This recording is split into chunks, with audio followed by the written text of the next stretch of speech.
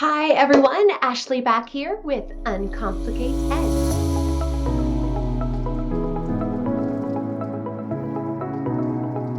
I hope everyone has had a wonderful break. I'm certainly glad to be back.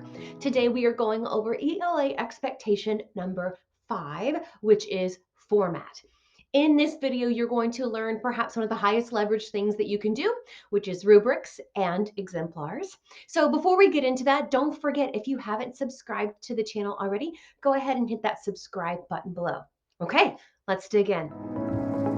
ELA K12.EE 5.1. Use the accepted rules governing a specific format to create quality work. What are we essentially saying here? Set students up for success. Don't leave them guessing at your expectations. Lead them to success. Key point, they can't do this one without you first. You complete me.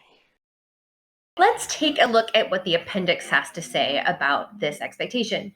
Students will incorporate skills learned into work products to produce quality work. For students to incorporate these skills appropriately, they must receive instruction. A third grade student creating a poster board display must have instruction on how to effectively present information to do quality work. Don't leave success up to chance for only those most keen of your students to guess at it correctly. So how do we set all of our students up for success? We show them, we teach them, we model, we actually tell them the expectations in advance. And how do we do that? With rubrics and exemplars. Before you start teaching, do you know exactly what success is going to look like? In the book Driven by Data, which is one of my favorites, by the way, they say that standards are meaningless until you define how you are going to assess them.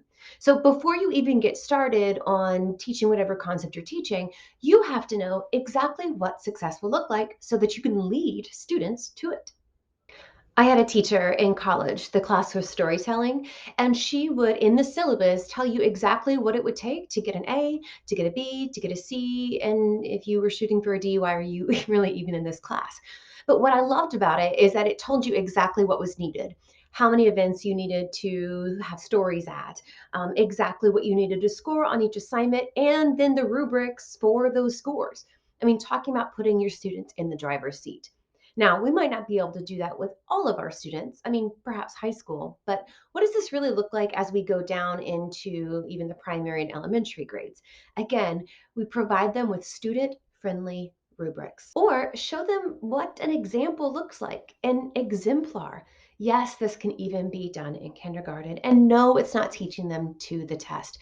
You're teaching them to success.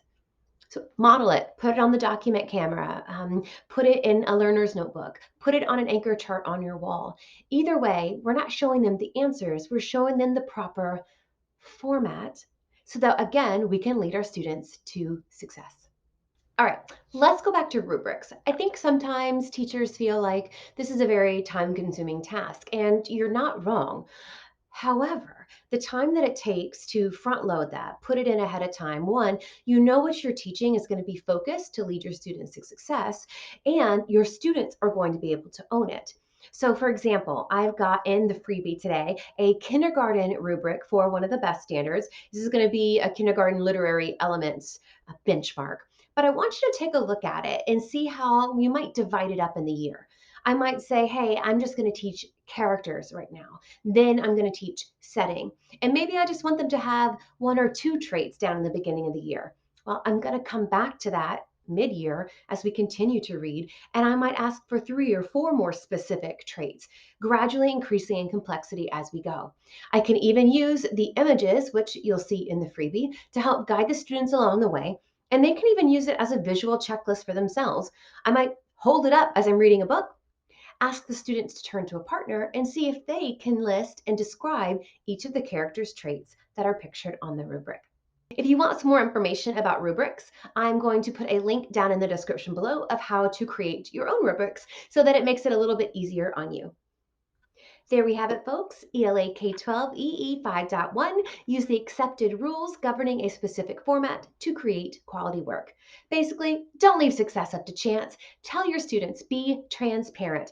Use rubrics, use exemplars to really lead your students to success. And I feel like I've used that word so much, but truly one of the highest leverage things that you can do is show your students that they can succeed and that they're in the driver's seat of their learning. And honestly, that success is going to continue to breed into your own success. Student self efficacy and teacher collective efficacy is one of the highest leveraged learning strategies that is out there. So, how do we do that? Again, know what's expected, share what's expected, you'll get what's expected. Thank you all for joining me. I hope to see you next time where we will be closing out our conversation on the ELA expectations, going over the last one. So check that video out. Don't forget to head over to the website so that you can download that free rubric and subscribe. Don't forget that too. See you all next time.